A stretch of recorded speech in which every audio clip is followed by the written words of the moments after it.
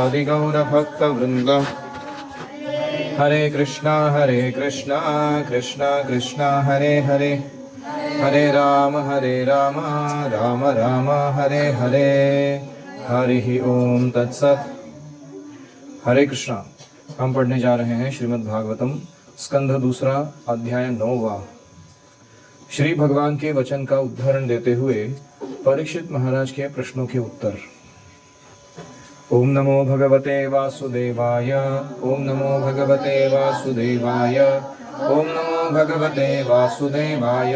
नारायणं नमस्कृत्य नरं चैव नरोत्तमं देवीं सरस्वतीं व्यासं ततो जयमुदीरयेत्। नष्टप्रायेषु अभद्रेषु नित्यं भागवत सेवया भगवतीरुत्तमश्लोके भक्तिर्भवति नैष्ठिकी। कृष्णाय वासुदेवाय देवकी नंदनाय च नन्दगोपकुमाराय गोविन्दाय नमो नमः। मेरे पीछे दोहराइए। श्री शुक उवाच आत्ममायामृते राजन् परस्यानुभवात्मनः न घटेतार्थ संबंधः स्वप्नद्रष्टुरिवांजसा।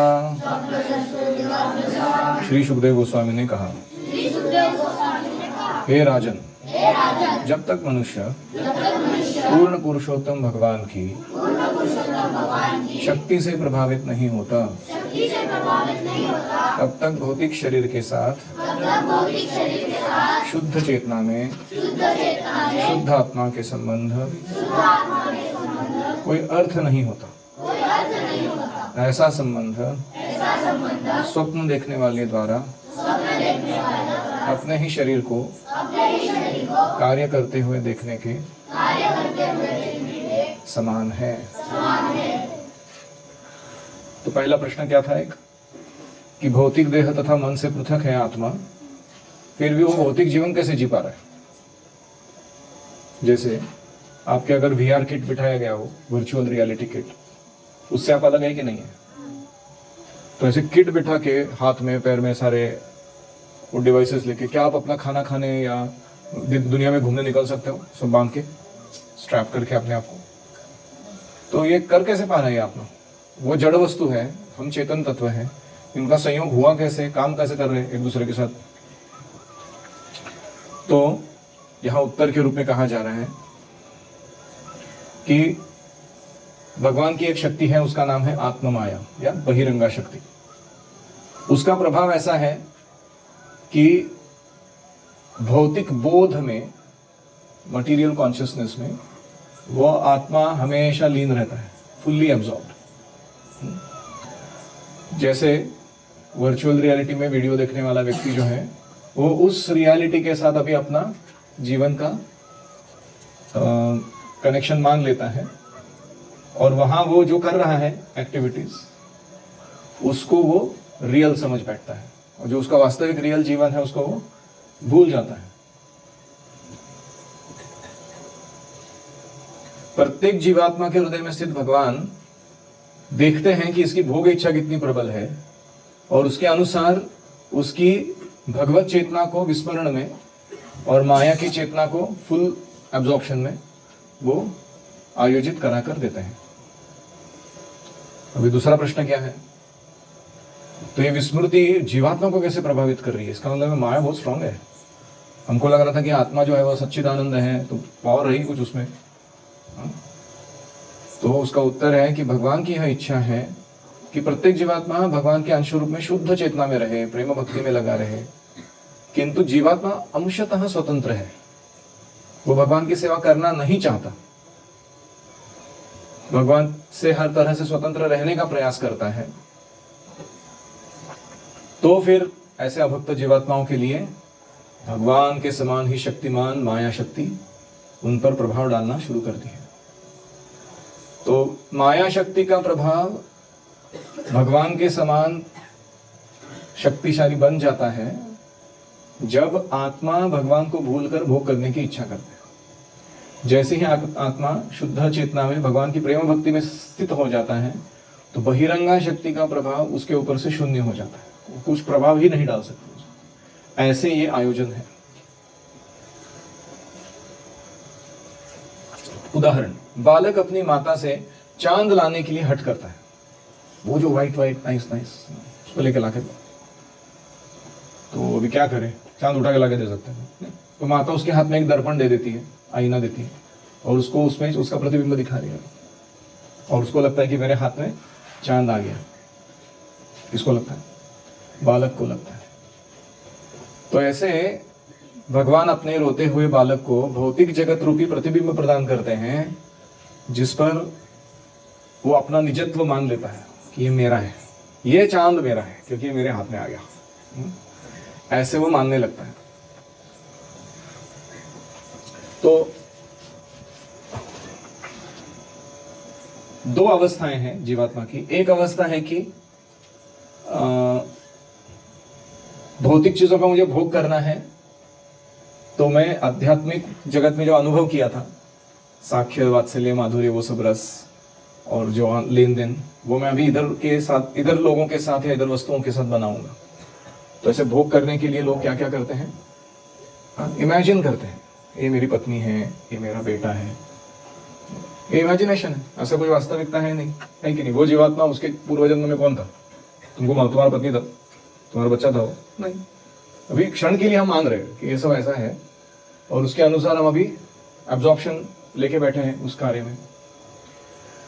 लेकिन कभी कभी वो इसका भोग करने में कब पक जाता है, क्योंकि भौतिक चीजों का डिजाइन ही ऐसा है, सारे भौतिक संबंधों का स्वरूप ही ऐसा है कि वो जीव को क्या करा देता है? पका देता है।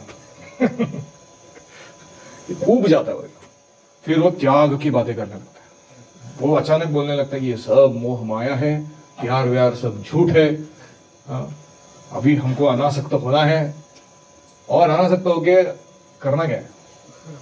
तो वो बोलता है कि एक्चुअली ना मुझे भगवान बनना है, मैं मोह माया से छूटूंगा और भगवान के साथ एकाकार हो जाऊंगा, और इसके द्वारा मैं सर्वोत्तम भोक्ता की पदवी पुनः ग्रहण कर लूंगा। जो पहले भी वही कर रहा था, वो बेस्ट एंजॉयर बनने का ट्राई, अभी वो दूसरे फॉर्म में करने लगा। ये भोग के द्वारा कर रहा था, अभी त्याग के द्वारा करने लगा। तो ये दोनों अवस्थाएं क्या है? स्वप्न है। जीवात्मा के लिए ये वास्तविकता नहीं है। लेकिन जीवात्मा से मानता है, भोग करने की जब इच्छा होती है प्रबल, तो जो भी वस्तु, व्यक्ति, परिस्थिति मुझे वो प्रदान कर पा रही है, उसको वो रियल मानता है। ये संबंध शाश्वत है, बहुत महत्वपूर्ण है। जैसे ही वो उसको पका देते हैं, वो चीजें या वस्तु या व्यक्ति, उसका भोग करने के जो प्रयास है वो विफल हो जाते हैं, और ये सब बकवास है, अभी मेरे को कौपिन धारण करके बिना चड्डी पहने अभी मैं हिमालय जाऊंगा, अभी उधर जाके मैं क्या प्रयास करूंगा, अध्यात्म में उन्नत होकर खुद ही भगवान बन जाऊंगा। तो वो दूसरा फ्रस्ट्रेशन का दूसरा एक्सट्रीम है वो। तो भौतिक अवस्था में जीवात्मा झूठा स्वप्न देख रहा है कि मैं ये हूं और ये मेरा है, और मैं और मेरा की भ्रांत धारणा जन्म जन्मांतर तक लेकर घूम रहे हो। बार बार वीआर किट चेंज होता जा रहा है, लेकिन वो उसमें से बाहर निकल के वास्तविक जीवन जीने का प्रयास ही नहीं कर रहा। तो सॉल्यूशन क्या है? डेवलप प्योर कॉन्शियसनेस, शुद्ध चेतना में आ जाइए, भ्रांत चेतना को त्याग कीजिए। तो उसको क्या समझ में आएगा? मैं ना भौतिक चीजों का भोग कर सकता हूं, ना मैं उनका परित्याग करके भगवान बन सकता हूं। दोनों भी ऑप्शन नहीं है। क्या ऑप्शन है? मैं भौतिक चीजों को भगवान की सेवा में लगा सकता हूं, और निरंतर भगवान के दास के रूप में प्रेममयी अवस्था में आध्यात्मिक आनंद अनुभव कर सकता हूं। ये वास्तविक चेतना है, वो उसको समझ में आने लगता है। बहुरूप इवा भाति मायया बहुरूपया रममाणो गुणेश्वस्य ममाहमिति मन्यते। दोहराइए। मोहग्रस्त जीवात्मा भगवान की बहिरंगा शक्ति के द्वारा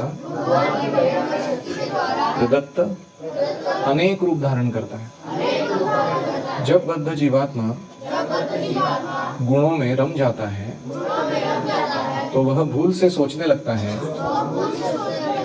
यह मैं हूं और यह मेरा है। तो हमने वो उदाहरण दिया है कि पहले भी 3 कलर्स होते हैं, red, yellow, blue, RYB, RGB जो भी बोलना है, ग्रीन डालना है, तो 3 कलर्स का परम्यूटेशन कॉम्बिनेशन करा के पूरा मूवी चलता है कि नहीं? थिएटर में जाके हम जो देख रहे हैं वो क्या है? 3 कलर्स है बस, कुछ नहीं। और क्या उधर वास्तविकता में वो हीरो है? क्या वास्तविकता में मारामारी चल रही है वहां पे? क्या वास्तविकता में वो जो भी आहार निद्रा भय मैथुन चल रहा है वो उधर हो रहा है? नहीं। लेकिन हमको ऐसा लगता है मूवी थिएटर में बैठने के बाद कि मानो वो स्क्रीन लाइफ वो रियल लाइफ है और अपना वास्तविक जीवन पूरा भूल जाता। क्योंकि हम क्या मान रहे हैं, वो बहुत बार लोग जो हीरो को देख रहे हैं ना, वो हीरो के साथ अपने आप को आइडेंटिफाई करते हैं। बहुत ही रेयर लोग होते हैं जो ऐसे कोई साइड एक्टर के साथ या विलन के साथ अपने आप को आइडेंटिफाई करते हैं। हो सकता है ऐसे भी पागल लोग हो सकते हैं, लेकिन ज्यादातर वो हीरो के साथ अपने को आइडेंटिफाई। जैसे जैकी चैन का मूवी देखने के बाद लोग थिएटर छोड़ के बाहर निकलते समय कूद मारते हैं इधर उधर थिएटर के सीट्स पर, क्योंकि उनको लग रहा है कि अभी भी वो मन में चल रहा है आइडेंटिफिकेशन कि मैं वो हूं, वो हीरो हूं। लेकिन ये सब 3 गुणों के द्वारा प्रकट किया हुआ एक मोहक भ्रांत जगत है, ऐसा कुछ अस्तित्व में ही नहीं है। ऐसे ही ये 3 प्रकृति के गुण हीरो बनने के लिए आए हुए जीव को कितने लाख योनियों में कितने वैरायटी के शरीर प्रदान करती है मालूम है? 84 लाख योनियां हैं, शरीर कितने वैरायटी के? अनलिमिटेड, अनगिनत वैरायटी है उसका।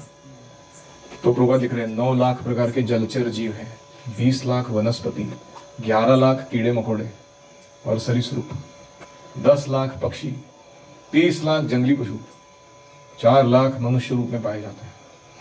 बाप रे, कभी सोचा था आपने हम 4 लाख टाइप के हैं मनुष्यों में भी?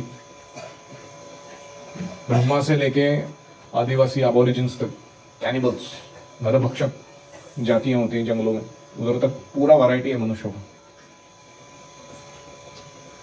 क्योंकि इनकी चेतना के स्तर बहुत ही अलग अलग है।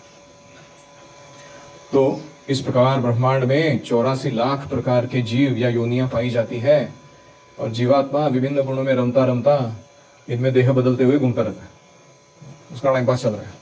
ब्रह्मांड भ्रमिते, फुल रोमिंग।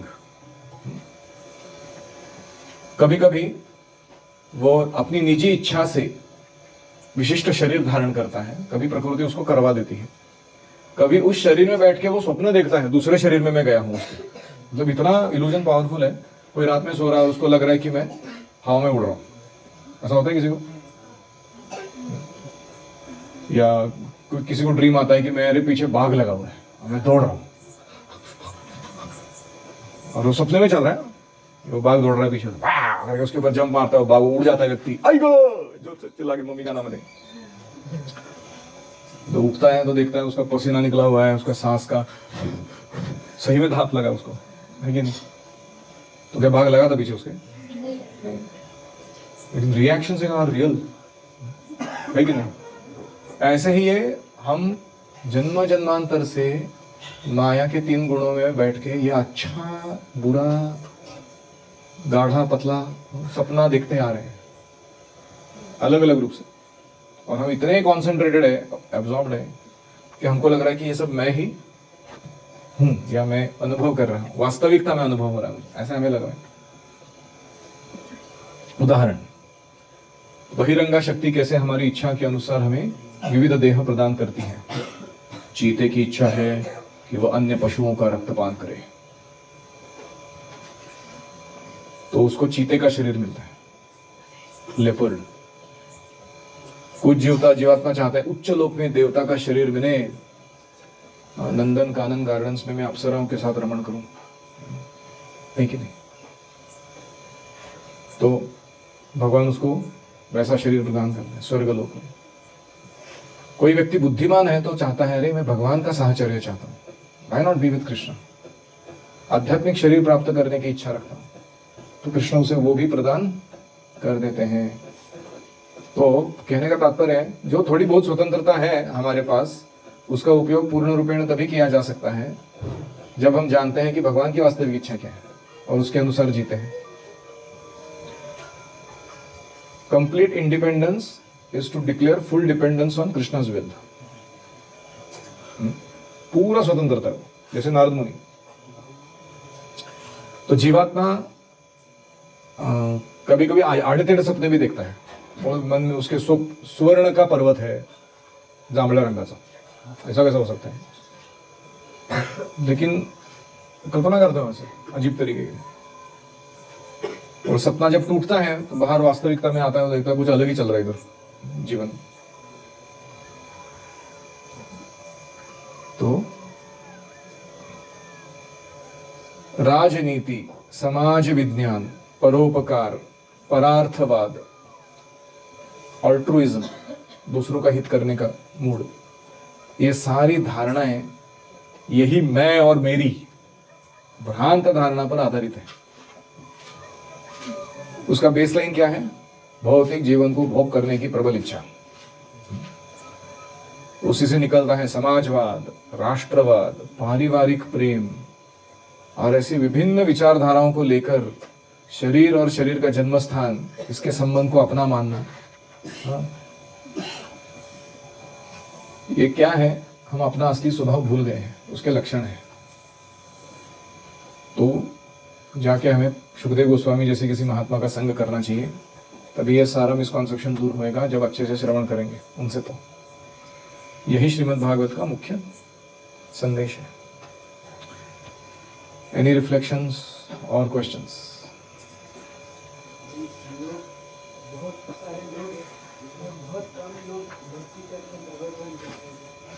बहुत सारे लोग हैं, लेकिन बहुत ही कम लोग भक्ति करते हैं, भगवत धाम जाते हैं। प्रश्न क्या?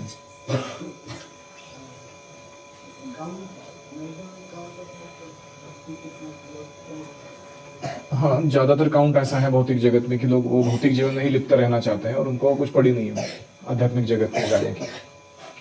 तो स्वाभाविक है, आप जिसका संग रखोगे वैसी इच्छाएं होंगी ना। आप अगर भौतिकवादी लोगों का संग करोगे तो आपके मन में ऐसा विचार आएगा कि प्रॉब्लम क्या है भौतिकवादी जीवन जीने में। जैसे कोई व्यक्ति था, प्रभुपा जी को बोला, प्रभुपा जी आपने बोला कि भक्ति नहीं करूंगा तो अगले जन्म में कुत्ता बनना पड़ सकता है, प्रॉब्लम क्या है? मैं कुत्ता बनूंगा, कुत्ते जैसी पूंछ रहेगी, कुत्ते से भाव करूंगा, कुत्ते जैसा अन्न खाऊंगा, कुत्ते जैसे कुत्तियों के साथ संग करूंगा। What's wrong there? गलत क्या है? तो प्रभुपा जी सोच रहे अरे कि कितना भी नीच देह क्यों ना प्राप्त हो जाए जीव को। जैसे इंद्र को एक बार डुक्कर का शरीर मिल गया था, उसको ये लग ही नहीं रहा था कि कुछ गलत गड़बड़ है मेरे साथ। कितना भी निम्न कोटि का शरीर क्यों ना मिल जाए, जीवात्मा को लगता है फर्स्ट क्लास है लाइफ, स्टेटस को एकदम, मैं इधर का सबसे बड़ा कुत्ता हूँ, बाकी सारे कुत्ते मेरे से डरते हैं, और सारी कुत्तियां मेरे ही भोग के लिए बनी है, मेरी भोग दासी है। और मैं अपना यूरिन पास करके दशा का टेरिटरी मार्क करके आया हूँ, उसके अंदर कोई घुसेगा उसको मार दूंगा मैं जान से। तो ऐसे वो लोग कुत्ते के थिंकिंग प्रोसेस में चल रहे। तो क्या सही चल रहा हो? सही में वो कुत्ते का वो टेरिटरी हो? क्या वो सही में वो कुत्ता हो, कुत्तियों का शाश्वत संबंध है एक दूसरे के साथ? ऐसा कुछ नहीं है, क्योंकि वो वास्तविकता नहीं है। तो प्रभुपा जी ने उसको कहा कि you have my full blessings to do so. बोल रहे हो तुम, what is wrong with being a dog? बन के देख लो। तो दो चीजें हैं, हमें भौतिक संग से दूर रहना है, असत संग त्याग यही वैष्णव आचार। First quality of a devotee कि वो कटाक्ष से बुरा संग टालता है, जो भी उसकी भौतिक चिंता को बढ़ाता है उस व्यक्ति को पास नहीं आने देता। और दूसरा है कि we need a refresh every day, repeated reminder. हमारा बीमारी क्या है? भूल जाना। उसका मेडिसिन क्या है? बारंबार स्मरण करना। Very simple. हम बार बार भूल जाते हैं कि मैं शरीर नहीं हूं, मैं आत्मा हूं, कृष्ण भगवान है, मैं दास हूं, प्रकृति भोग के लिए नहीं बनी है, सेवा के लिए बनी। 1000 बार भूल जाते हैं। उसका सोल्यूशन क्या है? बार बार सुनते रहो, याद दिलाते रहो।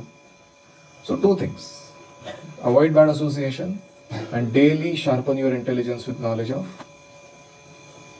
भागवतम। तो फिर हमारा कन्विक्शन छूटेगा नहीं। आप जेल में भी जाओगे ना, तो जेल में सड़ने वाले वो क्रिमिनल लोग को भी लगता है कि यही बस अच्छा जीवन है भाई, 4 दीवारी के अंदर सिक्योर फूड आता है, गारंटीड। अमेरिका में ऐसे लोग हैं जो जानबूझ के क्राइम करते ताकि वो जेल की हवा खा सके, क्योंकि जेल में ज्यादा क्या कहेंगे, रेगुलेटेड और फैसिलिटी वाइज उनका पूर्व जीवन से, गरीबी से अच्छा ये होता है फैसिलिटी, ऐसे भी लोग हैं। तो क्या वो सही जीवन है? ऐसा जीना चाहिए। यर्हि वाग्महिं स्वे परस्मिन् कालमाययोः रमेत गतसम्मोहत् त्यक्त्वोदास्ते ततो भयम्। जैसे ही जीवात्मा अपनी स्वाभाविक महिमा में स्थित हो जाता है, ओके, जैसे ही जीवात्मा अपनी स्वाभाविक महिमा में स्थित हो जाता है और काल तथा माया से गुणातीत हो जाता है, वैसे ही वह जीवन की दोनों भ्रांत धारणाओं, मैं और मेरा, को त्याग देता है और शुद्ध आत्मा स्वरूप में प्रकट हो जाता है। ये 2-3 जगह ये लाइन आता है भागवतम में, to become fully situated in his true glory. जीवात्मा अपनी महिमा में जब पुनः स्थित हो जाता है तो क्या होता है उसका? तो स्वे महिम्नि स्थितस्य च भुक्त भोगा परित्यक्ता दृष्ट दोषा च नित्यशः नैश्वरस्य अशुभम दत्ते स्वे महिम्नि स्थितस्य च। वो भी एक सुंदर श्लोक है। दृष्ट दोषा मतलब one who can see the faults of material life continuously, दृष्ट दोष। भुक्त भोगा, having done with material enjoyments. जैसे आपका आटा गूंदने के बाद, चपाती खत्म होने के बाद आप कर देते हो ना वापस, नहीं खत्म।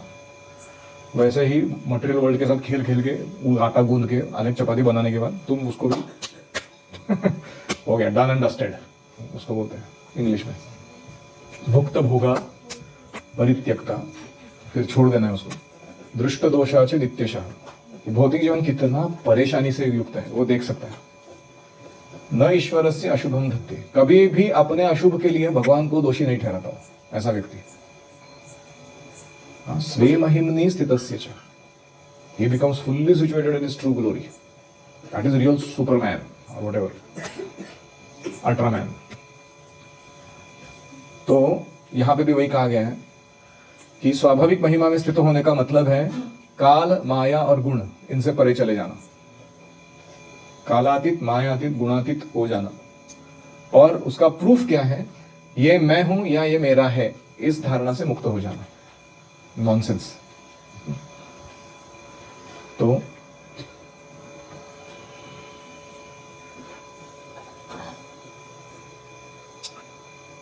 अभी प्रभुपाद जी पुनः वापस हो मायावादियों को धोते हैं।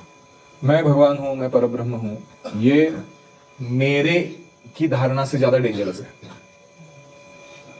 ये शरीर मेरा है, ये परिवार मेरा है, ये राष्ट्र मेरा है, ये वो मेरा है, ये फिर भी ठीक है। सबसे डेंजर क्या है? मैं भगवान। कि कहीं कहीं वेदों में ऐसा निर्देश है कि मनुष्य अपने आप को भगवान के रूप में समझे, समरूप समझे, किंतु इसका अर्थ यह नहीं होता कि वो भगवान के ही समान हो जाएगा। जीवात्मा भगवान में एक रूपता है अनेक बातों में, किंतु जीवात्मा अंततः भगवान के अधीन है और वो भगवान के इंद्रियों की तुष्टि के निमित्त बना है। तो नरसिम्हा सदृशो भवेत आता है ना नरसिम्हा कवच में। ये नरसिम्हा कवच गाने वाला व्यक्ति नरसिम्हा भी ऐसा बन जाएगा। यहाँ अन्य कहाँ आता है?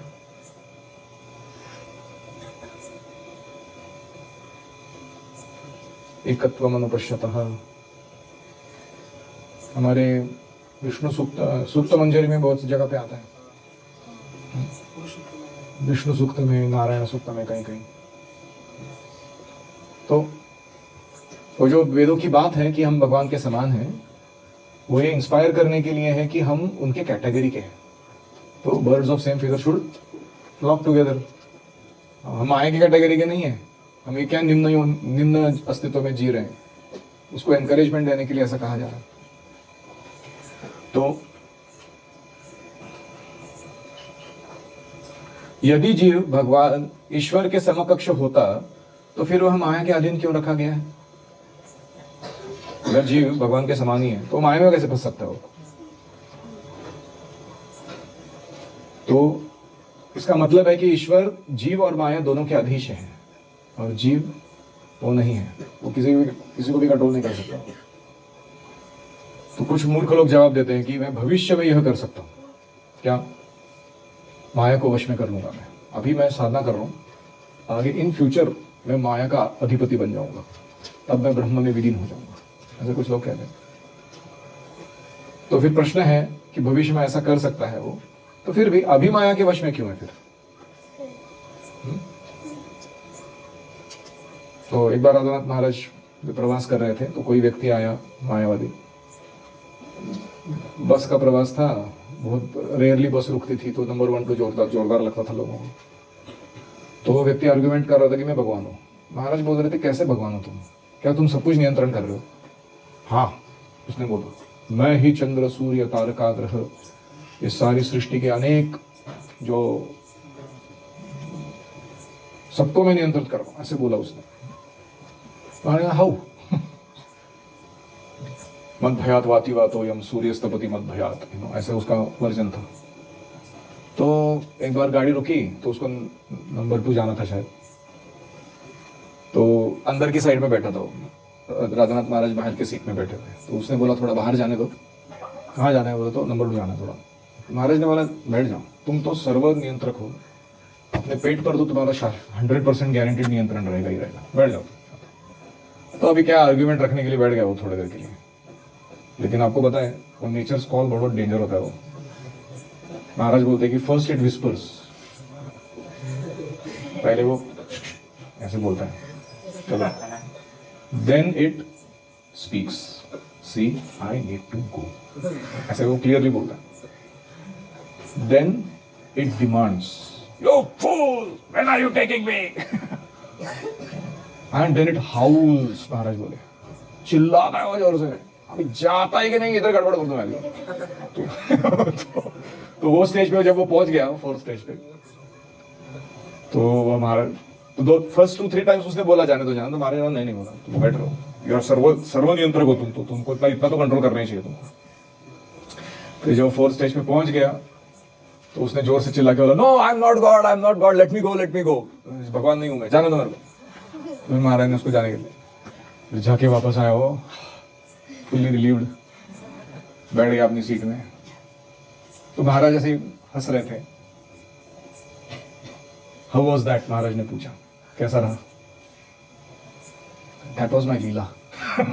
वो मेरी लीला थी, बोला वो। तो इतने ये मायावादी ना कूट कूट के अपने फिलॉसफी को डिफेंड करने के लिए कितने भी मूर्खता वाले स्टेटमेंट्स कर सकते हैं, लेकिन ये मानने को तैयार नहीं है कि वो मैं सर्वनियंत्रक नहीं हूं।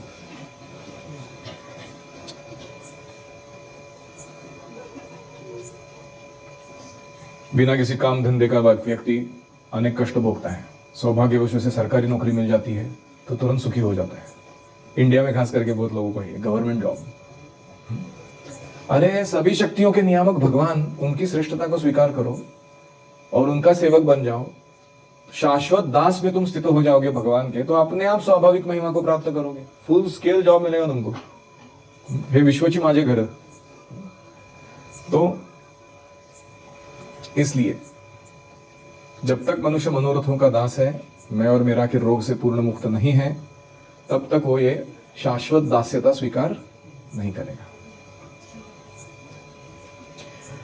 तो माया से बाहर निकलना है तो अव्यभिचारिणी भक्ति जरूरी है, और तभी हम गुणान समतित्यैतान, सारे गुणों से परे चले जाएंगे। ब्रह्म भूयाय कल्पते, आध्यात्मिक स्तर पर स्थित हो जाएंगे।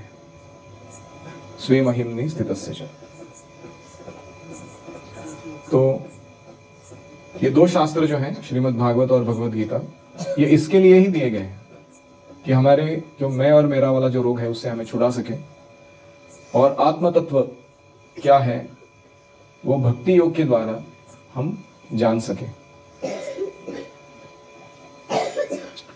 ओम हरे कृष्णा कृष्णा कृष्णा हरे हरे, हरे राम राम राम हरे हरे, हरि ओम तत्सत।